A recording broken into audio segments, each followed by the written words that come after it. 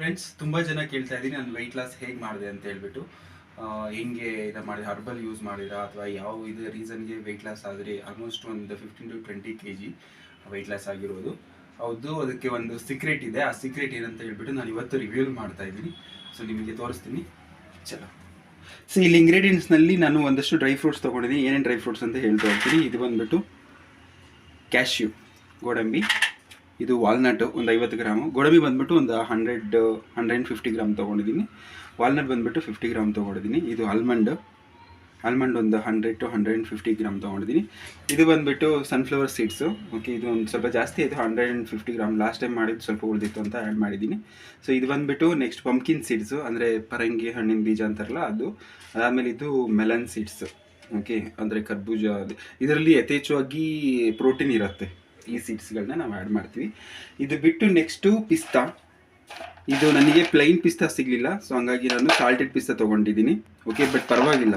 ಅದಾದಮೇಲೆ ನಾನು ಸೋಯಾ ಚಂಕ್ಸ್ನ ತೊಗೊಂಡಿದ್ದೀನಿ. ಇದು ಒಂದು ಎಷ್ಟಿದೆ ಇದು ಬಂದು ಒಂದು 50 to 70 ಗ್ರಾಮ್ ಅಥವಾ ಒಂದು 100 ಗ್ರಾಮ್ ಇರಬಹುದು. ಇಲ್ಲಿ ಪ್ಲೈನ್ ಓಟ್ಸ್, ರೋಲ್ಡ್ ಓಟ್ಸ್ ತೊಗೊಂಡಿದ್ದೀನಿ. ಇಲ್ಲಿ ಸಫೋಲಾ ಬ್ರ್ಯಾಂಡ್ ಇದೆ. ಮತ್ತು ಲಕ್ಸ್ ಇದು 200 ಗ್ರಾಮ್ ಇದೆ. ಇದು ಒಂದು ಸ್ವಲ್ಪ ಲಾಸ್ಟ್ ಟೈಮ್ ಮಾಡಿದ್ದು ಸ್ವಲ್ಪ ಉಳಿದಿತ್ತು ಅಂತ ಹೇಳ್ಬಿಟ್ಟು ಅದನ್ನು ತೊಗೊಂಡಿದ್ದೀನಿ. ರೋಲ್ಡ್ ಓಟ್ಸ್ ಅಂತ ಹೇಳ್ತಾರೆ ಇದನ್ನು, ಅಂದರೆ ಸ್ವಲ್ಪ ಜಜ್ಜಿ ಮಾಡಿರೋವಂಥದ್ದು, ಸ್ವಲ್ಪ ಕ್ರಷ್ ಮಾಡಿರೋವಂಥದ್ದು ಓಟ್ಸು. ಅದು ಒಂದು ಇಂಗ್ರೀಡಿಯೆಂಟು. ಅದಾದಮೇಲೆ ಕಾಮ್ ಕಸ್ತೂರಿ ಅಂತ ಹೇಳ್ಬಿಟ್ಟು ಇದು ಸೀಡ್ಸ್. ಇದನ್ನು ಕೂಡ ತೊಗೊಂಡಿದ್ದೀನಿ. ಇದು ಕೂಡ ತುಂಬ ಒಳ್ಳೆಯದು, ಹೆಲ್ತಿಗಾಗಿರ್ಬೋದು, ವೆಯ್ಟ್ ಲಾಸ್ ಮಾಡೋದಕ್ಕಾಗಿ. ಲಾಸ್ಟಿಗೆ ಸ್ವಲ್ಪ ಟೇಸ್ಟ್ ಬರಲಿ ಅಂತ ಹೇಳ್ಬಿಟ್ಟು ನಾನು ಸ್ಕಿಮ್ಡ್ ಮಿಲ್ಕ್ ಪೌಡರ್ನ ತೊಗೊಂಡಿದ್ದೀನಿ. ನಂದಿನಿ ಬಂದುಬಿಟ್ಟು ಕರ್ನಾಟಕದ ಬ್ರ್ಯಾಂಡು, ಸೊ ಹಂಗಾಗಿ ನಾನು ನಂದಿನಿ ಬ್ರ್ಯಾಂಡ್ನ ಪ್ರಿಫರ್ ಮಾಡ್ತೀನಿ. ಟೇಸ್ಟ್ ಕೊಡುತ್ತೆ ನಮ್ಮ ಪೌಡರ್ಗೆ. ಓಕೆ, ಸೊ ಇದನ್ನು ಯಾವಾಗ ಹೆಂಗೆ ಆ್ಯಡ್ ಮಾಡೋದು ಅಂತೆಲ್ಲ ನಾನು ಹೇಳ್ತಾ ಹೋಗ್ತೀನಿ. Just follow. ಇವಾಗ ನಾವು ಗ್ಯಾಸ್ ಹಚ್ತಾ ಇದ್ದೀವಿ. ಫಸ್ಟು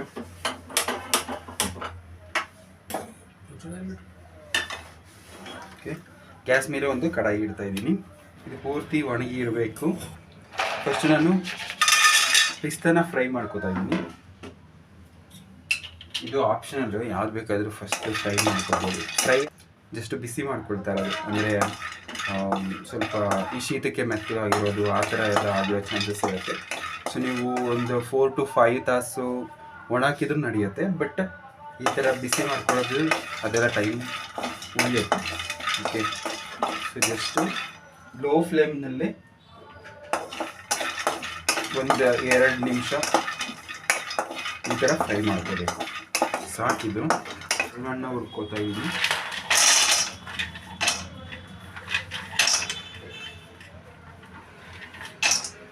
ನೆಕ್ಸ್ಟು ನಾನು ವಾಲ್ನಟ್ನ ಬಿಸಿ ಮಾಡಬೇಕು.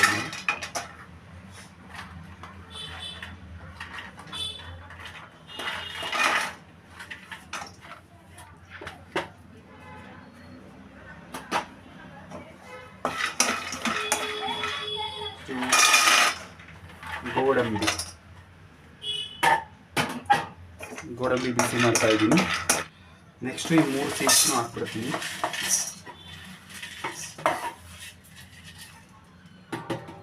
ಆದರೆ ಸಪ್ರೇಟಾಗಿ ಬಿಸಿ ಮಾಡ್ಕೊಳ್ಳಿ, ಇಲ್ಲ ಅಂತ ಹೇಳಿದರೆ ಅದು ಕೆಲವೊಂದು ಇದಾಗುತ್ತೆ.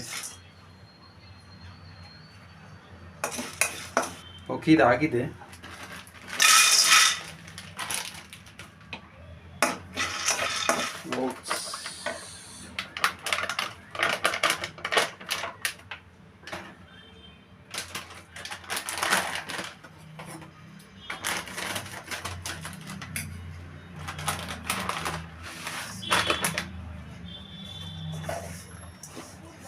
ಕೊನೆಯದಾಗಿ ಚಿಯಾ ಸೀಡ್ಸ್.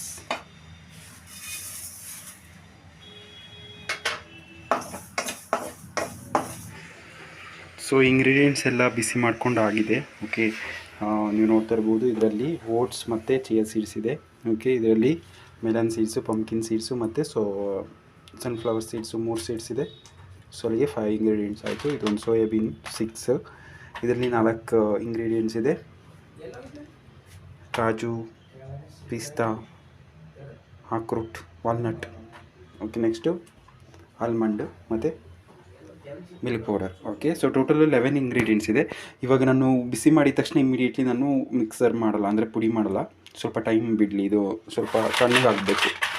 ಇಲ್ಲ ಅಂತ ಹೇಳಿದ್ರೆ ನಾವು ಜಾಸ್ತಿ ದಿನ ಸ್ಟೋರ್ ಮಾಡಲಿಕ್ಕಾಗಲ್ಲ. ಸೊ ಹಂಗಾಗಿ ಸ್ವಲ್ಪ ತಣ್ಣಗಾದಮೇಲೆ ನಾನು ಇದನ್ನು ಮಿಕ್ಸಿ ಮಾಡ್ತೀನಿ. ಓಕೆ, ಇದೆಲ್ಲ ಒಣಗಿದೆ.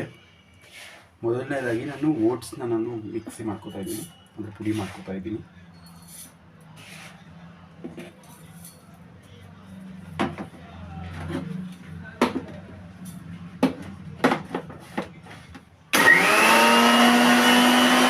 ಈಗ ನಾನು ಎಲ್ಲ ಡ್ರೈ ಫ್ರೂಟ್ಸ್ನು ಮಿಕ್ಸರ್ ಮಾಡ್ಕೊಂಡಿದ್ದೀನಿ. ಓಕೆ, ಇವಾಗ ನಾನು ಅದು ಜರಡಿನಲ್ಲಿ ಸಣಿಸ್ಬಿಟ್ಟು ಅದರಲ್ಲಿ ಏನು ಗಟ್ಟಿ ಬರುತ್ತೆ ಅದನ್ನು ಮತ್ತೆ ಮಿಕ್ಸಿ ಮಾಡ್ಕೊಂಡ್ಬಿಟ್ಟು ಮತ್ತೆ ಜರಡಿ ಹಿಡಿತಾ ಇದ್ದೀನಿ.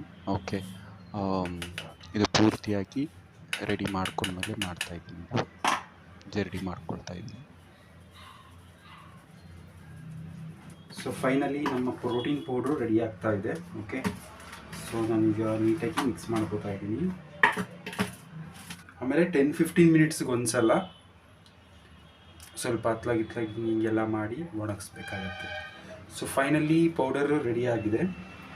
ಓಕೆ, ಇದನ್ನು ನಾವು ಒಂದು 1 ಅವರ್ ಓಕೆ ಸೊ ಸ್ವಲ್ಪ ಬಿಸಿಲಲ್ಲಿ ಒಣಗಿಸ್ಬೇಕಾಗತ್ತೆ. ಯಾಕೆ ಅಂತ ಹೇಳಿದ್ರೆ ನಾವು ಅದು ಡ್ರೈ ಫ್ರೂಟ್ಸಲ್ಲೆಲ್ಲ ಆಲ್ಮೋಸ್ಟು ಆಯಿಲ್ ಅಂಶ ಎಲ್ಲ ಇರೋದಲ್ಲ, ಸೊ ಅದೆಲ್ಲ ಸ್ವಲ್ಪ ಡ್ರೈ ಆಗಬೇಕು.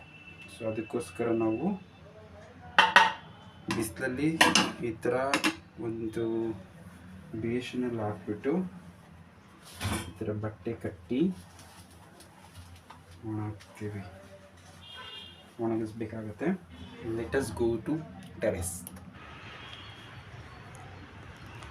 ಸೊ ನಾವು ಫೈನಲಿ ಅದನ್ನು ಬಿಸಿಲಲ್ಲಿ ಒಣ ಹಾಕಿದ್ದೀವಿ. ಓಕೆ, ಇದನ್ನು ನಾವು 15 ಮಿನಿಟ್ಸ್ ಅಥವಾ 20 ಮಿನಿಟ್ಸಿಗೆ ಒಂದು ಸಲ ಅದನ್ನು ಇತ್ಲ ಕೈ ಆಡಿಬಿಟ್ಟು ಒಣಗಿಸ್ಬೇಕಾಗತ್ತೆ. ಓಕೆ, ಯಾಕೆ ಅಂತ ಹೇಳಿದ್ರೆ ಡ್ರೈ ಫ್ರೂಟ್ಸಲ್ಲಿ ಆಲ್ಮೋಸ್ಟ್ ಆಲ್ಮಂಡಲ್ಲಾಗಿರ್ಬೋದು ಅಥವಾ ವಾಲ್ನಟಲ್ಲಾಗಿರ್ಬೋದು ಮತ್ತು ಅದು ಸನ್ಫ್ಲವರ್ ಸೀಡ್ಸ್, ಮೆಲನ್ ಸೀಡ್ಸ್ ಅದರಲ್ಲೆಲ್ಲ ಆಯಿಲ್ ಅಂಶ ಇರುತ್ತೆ. ಸೊ ಅದೆಲ್ಲ ಕಂಪ್ಲೀಟಾಗಿ ಡ್ರೈ ಆಗಬೇಕು. ಓಕೆ, ಇಲ್ಲ ಅಂತ ಹೇಳಿದ್ರೆ ಮುಗ್ಗು ಬರೋ ಚಾನ್ಸಸ್ ಇರುತ್ತೆ ಅಥವಾ ಬೇಗ ಕೆಡೋವಂಥ ಚಾನ್ಸಸ್ ಇರುತ್ತೆ. ಮತ್ತು ಇದಕ್ಕೆ ನಾವು ಯಾವುದೇ ಪ್ರಿಸರ್ವೇಟಿವ್ ಎಲ್ಲ ಏನೂ ಆ್ಯಡ್ ಮಾಡ್ತಾ ಇಲ್ವಲ್ಲ. ಸೊ 1 ಮಂತ್ 1.5 ತಿಂಗಳು ತನಕ ಬರಬೇಕು ಅಂತ ಹೇಳಿದ್ರೆ ನಾವು ಇದನ್ನು ಸ್ವಲ್ಪ ಬಿಸಿಲಲ್ಲಿ ಒಣಗಿಸ್ಬೇಕಾಗತ್ತೆ. ಓಕೆ, ಇವಾಗ ಮೊದಲನೇ ಹಂತದ 15 ಮಿನಿಟ್ಸ್ ಆಗಿದೆ. ಸೊ ನಾನು ಇವಾಗ ಮಿಕ್ಸ್ ಮಾಡ್ತಾಯಿದ್ದೀನಿ, ಅದು ಬಟ್ಟೆನ ತೆಗೆದು. ಓಕೆ, ಸೊ ಇವಾಗ ಇದು ಮಿಕ್ಸ್ ಆದಮೇಲೆ ಮತ್ತೆ ನಾನು ಬಟ್ಟೆ ಕಟ್ಬಿಟ್ಟು ಒಣಗಲಿಕ್ಕೆ ಬಿಡ್ತಾಯಿದ್ದೀನಿ.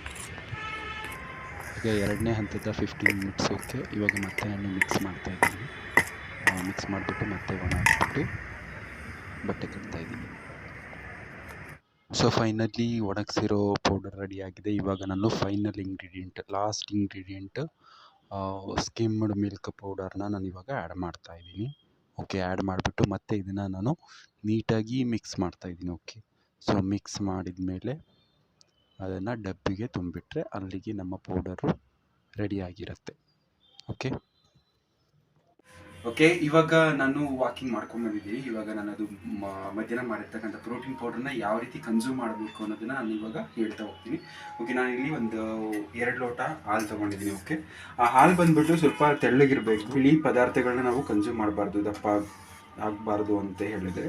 ಸೊ ಅದರಲ್ಲಿ ಹಾಲು ಒಂದು, ಬಟ್ ನಾವಿಲ್ಲಿ ಹಾಲು ಕುಡಿಲೇಬೇಕಿರುತ್ತೆ. ಯಾಕೆ ಅಂತ ಹೇಳಿದ್ರೆ ನಾವು ನೈಟು ಊಟನ ನಾವು ರಿಪ್ಲೇಸ್ ಮಾಡ್ತಾ ಇರೋದ್ರಿಂದ ಬೋನ್ಗೇನು ಶಕ್ತಿ ಇರೋದಿಲ್ಲ. ಸೊ ಬೋನ್ ವೀಕ್ ಆಗುವಂಥ ಚಾನ್ಸಸ್ ಇರುತ್ತೆ. ಸೊ ಹಂಗಾಗಿ ನಾವು ಅದಕ್ಕೆ ಕ್ಯಾಲ್ಶಿಯಮ್ನ ಒದಗಿಸ್ಬೇಕಾಗತ್ತೆ. ಸೊ ಹಂಗಾಗಿ ನಾವು ಹಾಲನ್ನ ಕುಡಿಲೇಬೇಕಾಗತ್ತೆ. ಬಟ್ ಹಾಲು ಬಂದ್ಬಿಟ್ಟು ತೆಳ್ಳಗಿದ್ರೆ ತುಂಬ ಒಳ್ಳೆಯದು. ಓಕೆ, ಮತ್ತು ಯಾರೆಲ್ಲ ವೆಯ್ಟ್ ಲಾಸ್ ಮಾಡಬೇಕು ಅಂತ ಇದ್ದೀರೋ ಅವರಿಗೆ ನಾನು ಒಂದು ಸಜೆಷನ್ ಕೊಡೋಕ್ಕೆ ಇಷ್ಟಪಡ್ತೀನಿ. ಮೊದಲನೇದು 3 ಸಜೆಷನ್ ಕೊಡೋಕ್ಕೆ ಇಷ್ಟಪಡ್ತೀನಿ. ಮೊದಲನೇದು ಬಂದುಬಿಟ್ಟು ಬಿ ಮೆಂಟಲಿ ಸ್ಟ್ರಾಂಗ್. ಓಕೆ, ಮೆಂಟಲಿಯಾಗಿ ಫಸ್ಟು ಸ್ಟ್ರಾಂಗ್ ಆಗಿರಿ. ಮಾನಸಿಕವಾಗಿ ತುಂಬ ಸ್ಟ್ರಾಂಗ್ ಆಗಿರೋದು ತುಂಬ ಇಂಪಾರ್ಟೆಂಟ್ ಆಗುತ್ತೆ ನೀವು ವೆಯ್ಟ್ ಲಾಸ್ ಮಾಡೋದಕ್ಕಿಂತ ಮುಂಚೆ. ಓಕೆ, ಸೊ ಅಂದರೆ ನೀವು ಹೆಂಗೆ ನಾನು ಇವತ್ತು ಬೆಳಿಗ್ಗೆ ವಾಕಿಂಗ್ ಮಾಡಬೇಕು ಅಂದರೆ ಮಾಡಬೇಕು, ಡೈಟ್ ಮಾಡಬೇಕು ಅಂದರೆ ಮಾಡಬೇಕು, ಅಥವಾ ಔಟ್ಸೈಡು ತಿನ್ನಬೇಕು ಅಂತ ಹೇಳ್ಬಿಟ್ಟು ತುಂಬ ಅನಿಸುತ್ತೆ. ಮನಸ್ಸೆಲ್ಲ ಆ ಕಡೆ ಎಲ್ಲ ಹರಿದಾಡ್ತಾ ಇರುತ್ತೆ, ಮಿರ್ಚಿ, ಬೋಂಡ ಈ ಥರದ್ದು ಜಂಕ್ ಫುಡ್ ಬಗ್ಗೆ ಎಲ್ಲ. ಬಟ್ ಅಂಥ ಟೈಮಲ್ಲೆಲ್ಲ ನೀವು ಅದನ್ನು ಕಂಟ್ರೋಲ್ ಮಾಡ್ಕೋಬೇಕಾಗತ್ತೆ. ಸೊ ಮಾನಸಿಕವಾಗಿ ಸ್ಟ್ರಾಂಗ್ ಆಗಿರೋದು ತುಂಬ ಇಂಪಾರ್ಟೆಂಟ್ ಫಸ್ಟ್. ನೆಕ್ಸ್ಟ್ ಬಂದುಬಿಟ್ಟು ಡಯಟ್. ಓಕೆ, ಫುಡ್ ಕನ್ಸ್ಯೂಮ್ ಮಾಡುವಂಥದ್ದು. ಫುಡ್ ಬಂದುಬಿಟ್ಟು ಆದಷ್ಟು ನೀವು ಬಿಳಿ ಫುಡ್ ಅಂತ ಹೇಳಿದ್ರೆ ಹಾಲು ಅಥವಾ ಮಜ್ಜಿಗೆ ಅಥವಾ ಮೊಸರು ಅಥವಾ ಅನ್ನ, ಮೈದಾ, ಸ್ಪೆಷಲಿ ಮೈದಾ ಬಂದುಬಿಟ್ಟು ತುಂಬ ಡೇಂಜರು. ಮತ್ತು ಶುಗರು ಕೂಡ ಹೈ ಡೇಂಜರ್ ಆ್ಯಕ್ಚುಲಿ. ಸೊ ಇದಿಷ್ಟು ಪದಾರ್ಥಗಳನ್ನ ಕಂಪ್ಲೀಟಾಗಿ ನಿಷೇಧ ಮಾಡಿದ್ರೆ ತುಂಬ ಒಳ್ಳೆಯದು. ಬಟ್ ನಾನು ಬಂದುಬಿಟ್ಟು ಆಲ್ಮೋಸ್ಟ್ ಇದರಲ್ಲಿ ಎಲ್ಲನೂ ಬಿಡ್ತೀನಿ. ಅಂದರೆ ಅನ್ನ ಮಾತ್ರ ಬಿಡ್ಲಿಕ್ಕಾಗಲ್ಲ ನನಗೆ. ಯಾಕೆಂತ ಹೇಳಿದ್ರೆ ನನಗೆ ಅನ್ನ ಇಲ್ಲ ಅಂತ rice I am very much rice lover. Okay, but ನನಗೆ ರೈಸ್ನ ಬಿಡೋಕ್ಕಾಗೋದಿಲ್ಲ. ಸೊ ಹಾಗಾಗಿ ಬಟ್ ಕ್ವಾಂಟಿಟಿ ಬಂದುಬಿಟ್ಟು ಸ್ವಲ್ಪ ಕಡಿಮೆ ಮಾಡ್ಕೊತೀನಿ. ನಾನು ಯೂಶ್ವಲ್ ಆಗಿ ನಾನು ಲಾಸ್ಟ್ 6 ಮಂತ್ಸಲ್ಲಿ ಏನು 15 to 20 kg ರೆಡ್ಯೂಸ್ ಮಾಡಿದ್ದೀನಿ. ಆಲ್ಮೋಸ್ಟು ಜಾಸ್ತಿ ರೈಸ್ ಅಂದರೆ ರೈಸ್ ಬಂದುಬಿಟ್ಟು ಕ್ವಾಂಟಿಟಿ ಕಡಿಮೆ ಮಾಡಿದ್ದೀನಿ. ಅದು ಬಿಟ್ಟರೆ ಔಟ್ಸೈಡ್ ಫುಡ್ ಏನೂ ತೊಗೊಂಡಿಲ್ಲ. ರಾಗಿ ಮುದ್ದೆ ಆಗಿರ್ಬೋದು, ಇಲ್ಲ ಚಪಾತಿ ಆಗಿರ್ಬೋದು, ಈ ಥರದನ್ನು ತಿಂದಿದ್ದೀನಿ. ಬಟ್ ಕ್ವಾಂಟಿಟಿ ಸ್ವಲ್ಪ ಕಡಿಮೆ, ಅಂದರೆ ಮುಂಚೆ ನಾನು ಏನು ಕನ್ಸ್ಯೂಮ್ ಮಾಡ್ತಾಯಿದ್ದೆ ಅದರಲ್ಲಿ ಒಂದು 80% ನಾನು ತಿಂತಾ ಇದ್ದಿದ್ದು. ಸೊ ಈ ಥರ ನೀವು ಡಯಟ್ ಪ್ಲಾನ್ ಮಾಡ್ಕೋಬೇಕಾಗುತ್ತೆ. ಇನ್ನು ಥರ್ಡ್ ಬಂದುಬಿಟ್ಟು ಎಕ್ಸಸೈಸ್ ಪಾರ್ಟಲ್ಲಿ ನಾನು ಚೂಸ್ ಮಾಡ್ಕೊಂಡಿದ್ದು ವಾಕಿಂಗು. ಓಕೆ, ಅದು depend upon your physical activity. Regular work ಪ್ಲೇಸಲ್ಲಿ ನೀವೇನು ಫಿಸಿಕಲ್ ಆ್ಯಕ್ಟಿವಿಟಿ ಮಾಡ್ತೀರಾ ಅದ್ರ ಮೇಲೆ ನೀವು ಇದು ಮಾಡಿ. ನೀವು ವರ್ಕ್ ಪ್ಲೇಸಲ್ಲಿ ನಿಮ್ಮದು ಫಿಸಿಕಲ್ ಆ್ಯಕ್ಟಿವಿಟಿ ಸ್ವಲ್ಪ ಜಾಸ್ತಿ ಇತ್ತು ಅಂತ ಹೇಳಿದ್ರೆ ವಾಕಿಂಗ್ ಕ್ವಾಂಟಿಟಿನ ಸ್ವಲ್ಪ ಕಡಿಮೆ ಮಾಡಿ. ಓಕೆ, ನಾನು ಬಂದುಬಿಟ್ಟು ಫೀಲ್ಡ್ ವರ್ಕಲ್ಲಿ ಮಾಡ್ತಾ ಇರೋದ್ರಿಂದ ಅಷ್ಟೊಂದು ಫಿಸಿಕಲ್ ಆ್ಯಕ್ಟಿವಿಟಿ ಇರೋದಿಲ್ಲ, ಬರೀ ಮೆಂಟಲಿ ಸ್ಟ್ರೆಸ್ ಇರುತ್ತೆ ಅಷ್ಟೇ. ಹಂಗಾಗಿ ನಾನು ಮಾರ್ನಿಂಗ್ 6 ಕಿಲೋಮೀಟರು ಮತ್ತು ಈವ್ನಿಂಗ್ 6 ಕಿಲೋಮೀಟ್ರ್ ವಾಕ್ ಮಾಡಿಬಿಟ್ಟು ಮಾಡ್ತಾ ಇದ್ದಿದ್ದು. ಓಕೆ, ಇವಾಗ ಹಾಲು ಕಾದಿದೆ. ಓಕೆ, ಸೊ ಇದು 2 ಗ್ಲಾಸಿಗೆ 1, 2, 2.5. ಓಕೆ, 2.5 ಸ್ಪೂನು ಪ್ರೋಟೀನ್ ಪೌಡ್ರನ್ನ ತೊಗೊಂಡಿದ್ದೀನಿ. ಅದಕ್ಕೆ ಹಾಲನ್ನ ಹಾಕ್ಬಿಟ್ಟು ಮಿಕ್ಸ್ ಮಾಡ್ತಾಯಿದ್ದೀನಿ. ಸ್ವಲ್ಪ ಬಿಸಿ ತನಕ ಕನ್ಸ್ಯೂಮ್ ಮಾಡೋಣ. ಬಟ್ ಇದಕ್ಕೆ ಯಾವುದೇ ರೀತಿಯಾಗಿರ್ಬೋದು, ಶುಗರ್ ಆಗಿರ್ಬೋದು ಅಥವಾ ಬೆಲ್ಲ ಆಗ್ಬೋದು, ಅದನ್ನು ಆ್ಯಡ್ ಮಾಡಬೇಡಿ. ಓಕೆ, ಸೊ ಆದಷ್ಟು ಸಪ್ಪೆನೇ ಕುಡಿಯೋದಕ್ಕೆ ಟ್ರೈ ಮಾಡಿ. ನಿಮ್ಗೆ ಹಂಗೂ ಕೆಲವೊಂದು ಟೈಮು ಇದು ಆಯಿತು ಅಂತ ಹೇಳಿದ್ರೆ ತುಂಬ ಸ್ವೀಟ್ ತಿನ್ನಬೇಕು ಅಂತ ಕೆಲವರಿಗೆ ಇಷ್ಟ ಇರುತ್ತೆ. ಸೊ ಅಂಥವ್ರು ವಾರಕ್ಕೆ 1 ದಿವಸ ಇಲ್ಲ 2 ದಿವಸ ಸ್ವಲ್ಪ ಬೆಲ್ಲ ಹಾಕ್ಕೊಂಡು ಇದ್ರ ಜೊತೆಗೆ ಕನ್ಸ್ಯೂಮ್ ಮಾಡ್ಬೋದು. ಬಟ್ ಶುಗರ್ ಮಾತ್ರ ಯಾವುದೇ ಕಾರಣಕ್ಕೂ ಯೂಸ್ ಮಾಡಬೇಡಿ. ನಿಮ್ಮ ಪ್ರಕಾರ ವೆಯ್ಟ್ ಲಾಸ್ ಯಾರೆಲ್ಲ ಮಾಡಬೇಕು ಅಂತ ಇದ್ದೀರಾ ಅವರಿಗೆ ಶುಗರ್ ಈಸ್ ಅ ಪಾಯ್ಸನ್. ಆ ಥರ ಮೆಂಟಲಿ ಸ್ಟ್ರಾಂಗ್ ಆಗಿರಿ. ಓಕೆ, ಸೊ ಆವಾಗ ಮಾತ್ರ ನೀವು ಶುಗರ್ನ ಕಂಪ್ಲೀಟಾಗಿ ಬಿಡೋಕ್ಕೆ ಸಾಧ್ಯ. ಶುಗರ್ ಬಿಟ್ಟರೆ ನೀವು ವೆಯ್ಟ್ ಲಾಸ್ ಮಾಡೋದಕ್ಕೆ ಸಾಧ್ಯ. ಓಕೆ, ಸೊ ಇವಾಗ ಮಿಲ್ಕ್ ರೆಡಿ ಆಗಿದೆ. ಇದನ್ನು ಒಂದು 10-15 ಮಿನಿಟ್ಸ್ ಬಿಟ್ಬಿಟ್ಟು ಕನ್ಸ್ಯೂಮ್ ಮಾಡಿದರೆ ಅಲ್ಲಿಗೆ ಇವತ್ತಿನ ಡಯಟ್ ಪ್ಲಾನ್ ಮುಗಿಯುತ್ತೆ. Thank you.